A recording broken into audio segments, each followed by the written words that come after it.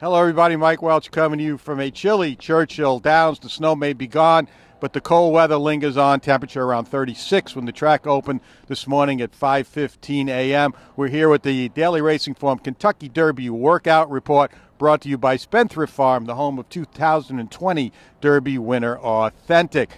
Light action as far as workouts go this morning. Only one Derby worker, no Oaks workers this morning, but it came early. It was the highlight of the day. If you wanted to see it, you had to get up early, but it was certainly worth it. I'm talking about Obesos.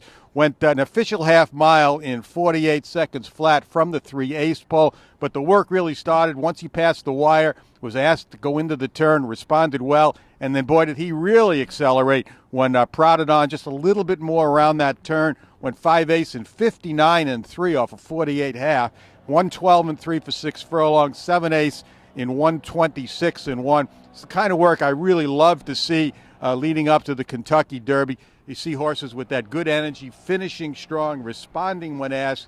Love it. Love the way they get over the track well. Lots to like about Obesos, the price being one of them. It was excellent work. Whether it's good enough to win the Derby remains to be seen, but I think it's good enough to really put him in the mix, especially if you're looking for price horses to play in your exotic plays on Derby Day.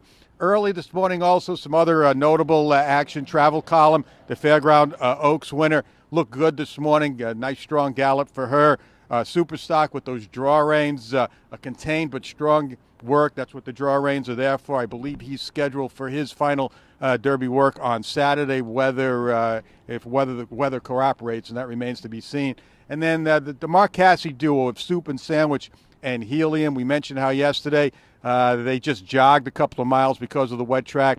Back on a regular routine today, and certainly total opposites when you watched them during training hours. Helium went around there very strong, I guess around a mile and a half. Last quarter mile really picked up the pace. I put the watch on him. His penultimate furlong turning into the backstretch was 14 and change. The rest of the way just a little slower than a 2-minute lick. So a good morning for Helium. Now Soup and Sandwich, on the other hand, just doesn't seem to enjoy his morning training routine other than when he works. He had a brilliant work here over the weekend, but otherwise just kind of goes around there at his own slow pace. See all these other gallopers going by him. But that's just what he does, apparently. It's the second time I've seen him do that, and from what I hear that people have seen him train before, that's just him. If it keeps him happy, that's what you want him to be. So I'm sure, even though maybe trainer Mark Ashe would like to see him train a little stronger, if this is the way he does it and then he performs the way he does, so be it. Just want to have him happy going into Derby Day, and he'll have his final work. I think that's been moved up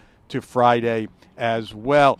During the 7:30 training session, a lot of action again, a lot of routine gallops today. Didn't see anything that wowed me, but didn't see anything that I really didn't like during the session. The Todd Pletcher trio that we've been seeing early in that session came out again. Known Agenda, Dynamic One, and the Philly Malathat all look good, all have their ears pricked up as they come by the wire. They all look happy. They've looked that way all week, and we're anxious to see them have their final works here, also scheduled on Friday. It was gate schooling day for the Brad Cox trio, conspicuous by their absence in the dark this morning. They usually do get all their work in early. Today, though, they waited until 7:30 when the gate was out. All gate schooled, all galloped afterwards. Of the three, Cattle River I thought was the strongest, looked good today. I hadn't paid all that much attention to him in his routine gallops, but he was full of energy this morning, and maybe rightly so. He's a horse that looks like he's going to be the pace setter on Derby Day. Chad Brown duo, again, a good day for them, highly motivated,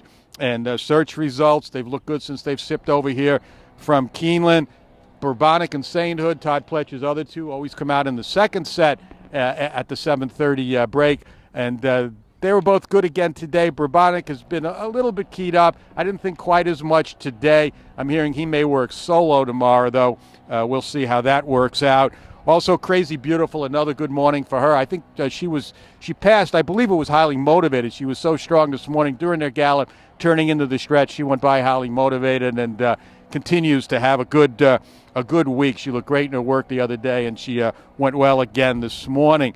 Also, Clariere and Pauline's Pearl for trainer Steve Asmussen, and I apologize to Pauline's Pearl for saying her name wrong yesterday, but both of them have had a good week coming off of pretty good works here last Sunday. Millie Frill for, and I hope I said that right, for trainer Bill Mott. Got a first good look at her today, coming by the wire, nearing the end of her routine gallop. I thought she made a good appearance as well. The last galloper of the morning came out at 9:30.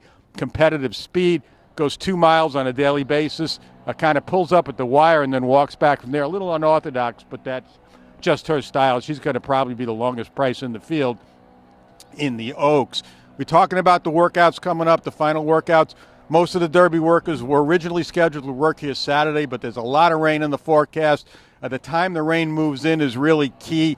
Originally, it was supposed to be around noon, so trainers were going to work early in the morning. It wouldn't have been a problem, but now they're talking about that schedule being moved up a little bit. I'm hearing Todd Pletcher has already moved his 4 Derby workers up to join Malathat tomorrow on Friday.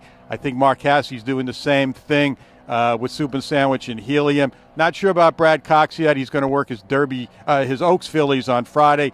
Whether he waits till Saturday for his 3 Derby workers, we're still waiting on that decision. So there's going to be a lot coming up tomorrow, one way or the other. Maybe a bunch on Saturday, too. We'll see how that all plays out. But to find that out, you got to keep it right here on DRF.com for the best coverage of Kentucky Oaks and Kentucky Derby 2021.